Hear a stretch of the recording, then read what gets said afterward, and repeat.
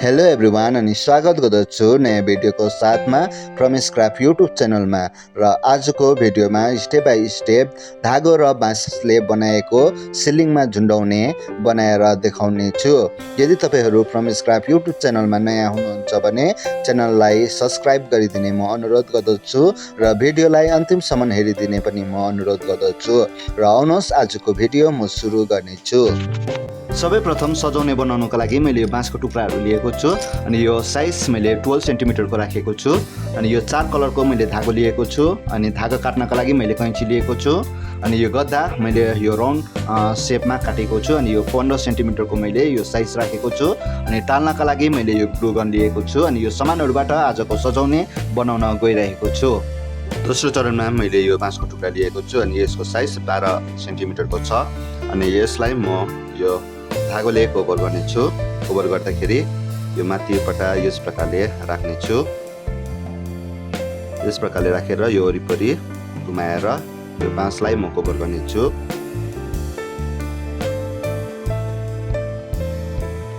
यस प्रकारले यहाँसम्म म कभर गर्नेछु।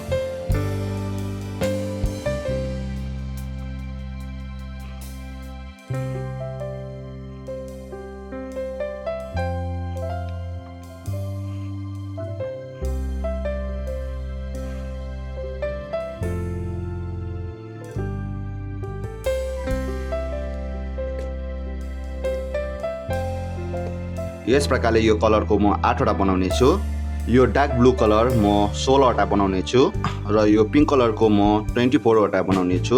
तेस्रो चरणमा यो जुन गद्दाको मैले यो राउन्ड सेप गरेको छु अनि यो राउन्ड सेपमा मैले यो 15 सेन्टिमिटरको साइज राखेको छु अनि यो म 4 चोटि यस प्रकारले म कोर्ने छु। 1 2 3 र 4 चोटि यस प्रकारले म कोरेर यस प्रकारको म रिङ बनाउने छु। 3 वटा रिङ बनाउने छु अनि यसको साइज यो बीच भागबाट यो जुन सानो रिङ छ यसको 1.5 सेन्टिमिटरको राखेको छु अनि यहाँदेखिको यहाँसम्म मैले 2.5 सेन्टिमिटरको राखेको छु भने यहाँदेखिको यहाँसम्म 2.5 सेन्टिमिटरको राखेको छु। अनि यो 3 वटा मैले रिङ यस प्रकारले बनाएको छु अनि जुन मैले बाँसको जुन मैले बनाएको थिएँ यहाँनिर म 1 2 3 4 5 6 यस प्रकारले लगाउँदै जानेछु। चौथो चरणमा यो जुन मैले गद्दामा यो यस प्रकारले माकहरू लगाएको छु यहाँनिर यो छेडछेड मैले पारेको छु। यसमा म जुन बाँसको यो यस प्रकारको बनाएकोलाई यहाँनिर छिराउँदै जानेछु। छिराउनका लागि यो मैले कुर्सी लिएको छु अनि कुर्सीबाट यस प्रकारले म छिराउँदै जानेछु।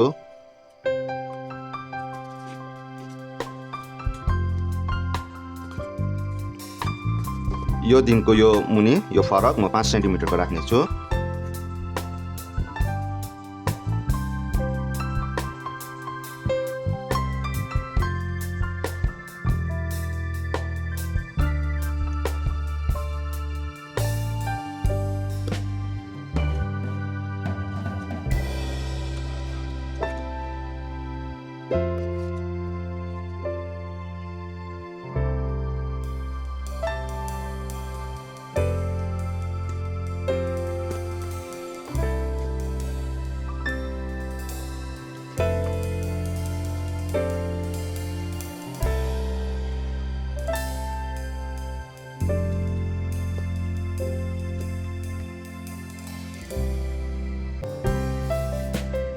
यस प्रकारले यो वरिपरि म यो पिङ्क कलरको लाई लगाउँदै जानेछु।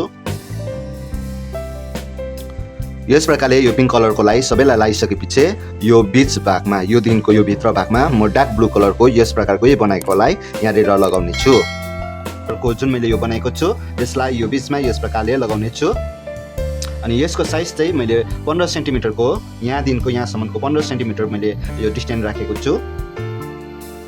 अनि यो डार्क ब्लू कलर लगाइसकेपछि यहाँनिर म यो कलरको यो बीचमा म लगाउने छु। यस प्रकारले यो बीच भागमा यो कलरको मैले बनाएर लगाएको छु अनि यसको साइज 24 सेन्टिमिटर मैले राखेको छु यहाँदेखिको यहाँसम्मको लम्बाइ। यस प्रकारले यो तिनटै कलरलाई सबैलाई यहाँनिर यो गद्दामा झुन्डाइसकेपछि यहाँनिर म फेभिकलले टाल्ने छु।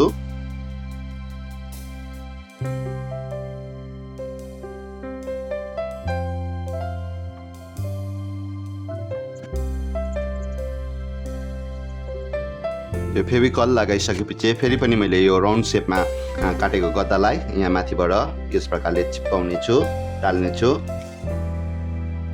यो सबै टालिसकेपछि यो साइडमा म कलर लगाएर यसलाई पनि यहाँनिर टाल्नेछु। अनि टाल्नका लागि मैले ग्लु गनले यहाँनिर यस प्रकारले यो ग्लु गनको गम यो लगाएर म टाल्नेछु।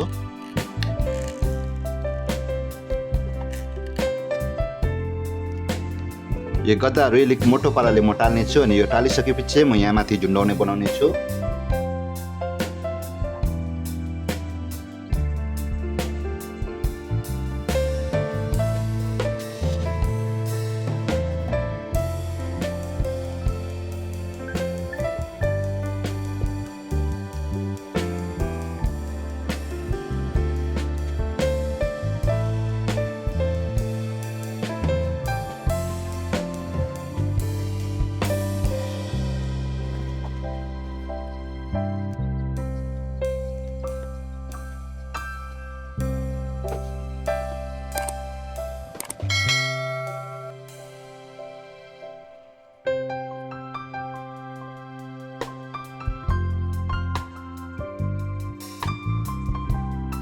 यस प्रकारले यो झुन्डाउने बनाइसकेपछि यो छेउछाउमा म धागोको फुल बनाएर टाल्नेछु। धागोको फुल बनाउनको लागि मैले यो पेन लिएको छु अनि यो रातो धागो मैले लिएको छु। यो रातो धागोलाई म यस प्रकारले यो पेनको साइडमा राखेर अनि यो धागो र यो पेनको वरिपरि म यो धागोलाई वरिपरि घुमाउँदै जानेछु।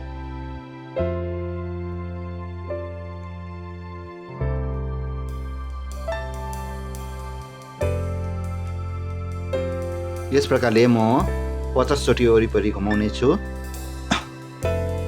50 चोटि घुमाइसकेपछि यो कैँचीले काटिसकेपछि यो पेनबाट म बिस्तारै बाहिर निकाल्ने छु।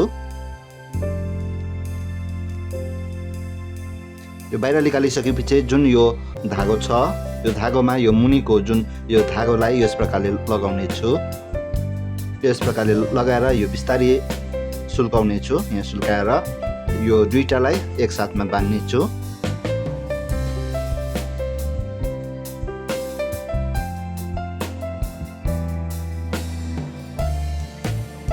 यस प्रकारले यो फुल बनिसकेको छ र म अरू फुल पनि बनाउने छु। यो बनाएको फुललाई म यस प्रकारले टाल्दै जानेछु।